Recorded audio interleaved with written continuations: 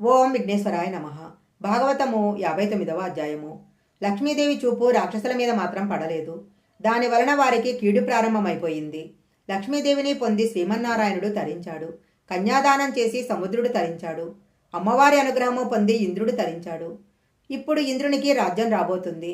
రాక్షసులకు రాజ్యం చేజారిపోతుంది. ఐశ్వర్యం పోయే ముందు దెబ్బలాటలొస్తాయి. అందుకే ఇంట్లో మాట్లాడుకునేటప్పుడు ఎప్పుడు ప్రసన్నంగా మాట్లాడుకోవాలి. తదనంతరము దేవతలు రాక్షసులు కలిసి మందర పర్వతాన్ని మళ్లీ చిలకటం మొదలుపెట్టారు. వారికి అమృతం లభించాలి.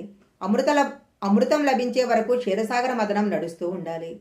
చాలాసేపు చిలికిన తర్వాత అందులో నుంచి శ్రీ మహావిష్ణువు అంశ కలిగిన వాడు, పచ్చని పట్టువస్త్రం ధరించిన వాడు, కంబుకంఠుడు, శంకు చక్ర గదా పద్మాలను ధరించి ఉన్న మహాపురుషుడు క్షీరసాగర మదనం జరుగుతుండగా పాలసముద్రంలో నుంచి ఆవిర్భవించాడు. ఆయనను ధన్వంతరి అని పిలుస్తారు. ఆయన వైద్యశాస్త్రానికి అంతటికీ అధిదేవత. ధన్వంతరి అనుగ్రహం కలగడం చేత శరీరములో ఉండే రోగాలను గుర్తించి ఆ రోగ నివారణకు కావలసిన మందును వైద్యులు నిర్ణయించి ఔషధాన్ని ఇస్తారు. ఆ ఔషధమునందు ధన్వంతరి అనుగ్రహము ఉండడం చేత మన శారీరకమైన రోగం నశిస్తుంది.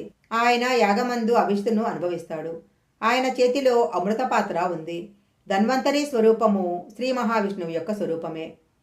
ఇప్పటి వరకు దేవతలు రాక్షసులు క్రమశిక్షణతో చిలుకుతున్నారు. వాళ్ళు దేనికోసమైతే చిలుకుతున్నారో అలాంటి అమృతపాత్ర వారెదురుగుండా కనపడింది. దేవతలతో కలిసి క్షీరసాగరమును మదించారు కాబట్టి అందులో దేవతలకు కూడా భాగం ఇవ్వవలసి ఉంటుందనే విషయాన్ని రాక్షసులు మర్చిపోయారు. ధన్వంతరి చేతిలో ఉన్న అమృతపాత్రను లాక్కొని ఎవరి మటుకు వారు ముందుగా అమృతం తాగేద్దామని ఆ పాత్ర పట్టుకొని పరుగులు తీస్తున్నారు. వారిలో వారు బరము కలిగిన వారు ఆ పాత్ర పట్టుకొని పరిగెడుతుండగా వారి యందు అమంగళకరమైన కలహం అతిశయించింది. ఐశ్వర్య భ్రష్టత్వానికి ప్రధాన కారణము కలహం ఏర్పడటము.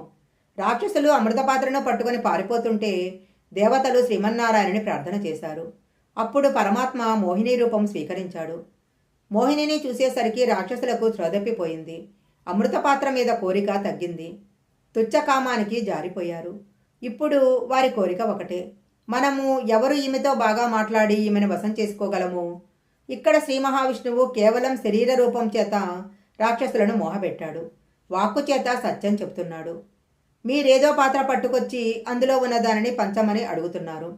కానీ మిమ్మల్ని చూస్తే ఒక మాట చెప్పాలని అనిపిస్తుంది. మీకు అర్థమైతే బాగుపడతారు, చెప్తున్నా వినండి అన్నాడు. ధర్మపత్ని యందు అనురాగం ఉండటం ఇప్పుడు దోషం కాదు. కానీ కనపడిన ప్రతి స్త్రీ యందు అర్థం లేని ఒక భావన పెంచుకోవటం చాలా ప్రమాదకరము.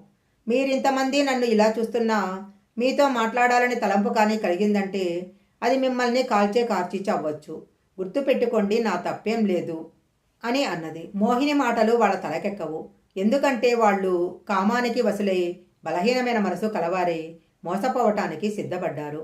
మీరు నన్ను పెద్ద చేసి నా చేతిలో అమృతపాత్ర పెట్టేస్తున్నారు. ఎక్కడి నుండి వచ్చావని కూడా నన్ను అడగలేదు. ఇప్పుడు నేను ఈ పాత్ర పట్టుకొని అంతర్ధానమైపోతే మీ బ్రతుకులు ఏమైపోతాయి అన్నది. రాక్షసులు నిజంగా ఈమె మాటలలోని యథార్థాన్ని గ్రహించిన వారైతే మేము ఈ పని చేయకుండా ఉండాల్సింది అని కాళ్ళ మీద పడి వెంటనే మనసు మార్చుకున్నట్లయితే క్షీరసాగర మదన కథ వేరేలా ఉండేది. చాలామంది క్షీరసాగర మదనంలో శ్రీమన్నారాయణుడు మోసం చేసి రాక్షసులకు అమృతం పంచివ్వలేదు అంటారు. అది నిజం కాదు. మోహిని మాటలు విన్న తర్వాత కూడా రాక్షసులు అమృతాన్ని నువ్వే మాకు పంచాలి అన్నారు.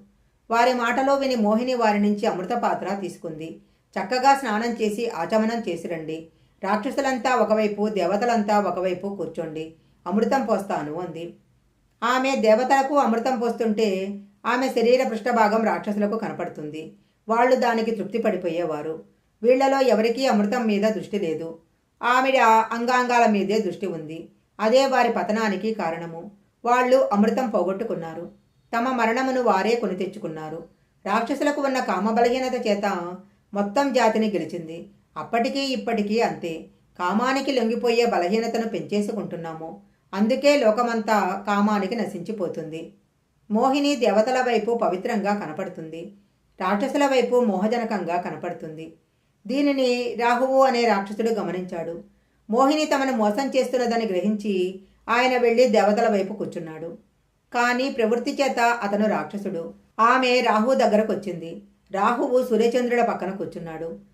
వాళ్ళిద్దరికీ అమృతం పోస్తున్నప్పుడు వాళ్ళు రాహువును సూచిస్తూ వాడు రాక్షసుడు, అమృతం పోయవద్దు అని సైగ చేశారు. శ్రీమన్నారాయణుడు దీనిని కనిపెట్టాడు. రాహువు రాక్షసుడైన మోహిని రూపంలోని శ్రీ మహావిష్ణువు అమృతం పోశాడు తప్ప పంక్తి నుంచి లేవమని అనలేదు. ఇప్పుడు రాహువు అమృతం తాగాడు.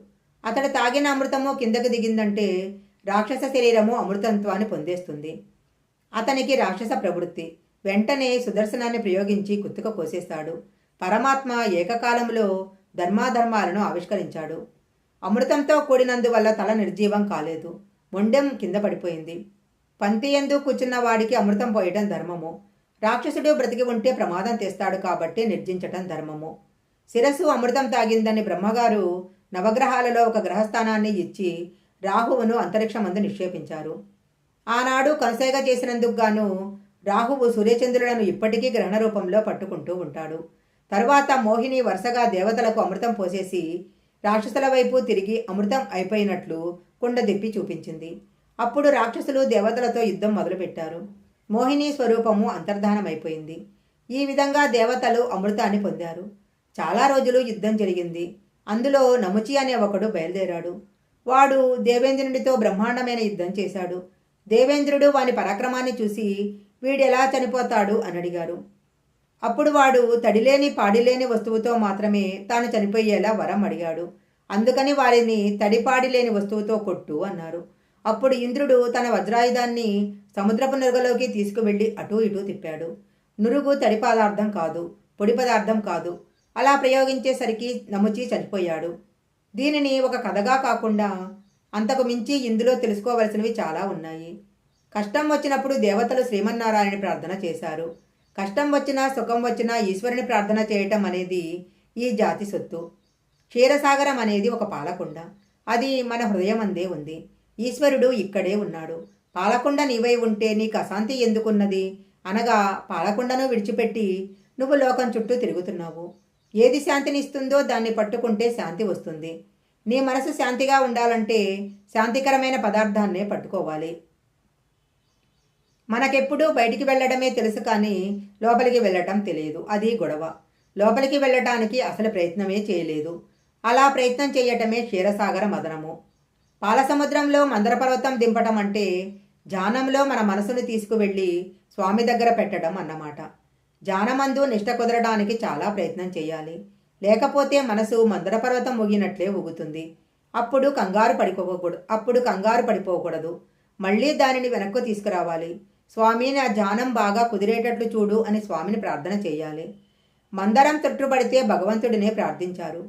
అప్పుడు ఆయన ఆదికుర్మమయ్యాడు. ఆయనే ఆధారమయ్యాడు. అలాగే ధ్యానంలో చెదిరిన మనసును కుదుర్చటానికి స్వామి ఏదో ఒక రూపంలో సహాయం చేస్తాడు. ఇదే మందర పర్వతాన్ని దింపి క్షీరసాగర మదనం చేయటము. అలా ధ్యానం చెయ్యగా ముందు ప్రశాంతత కలుగుతుంది.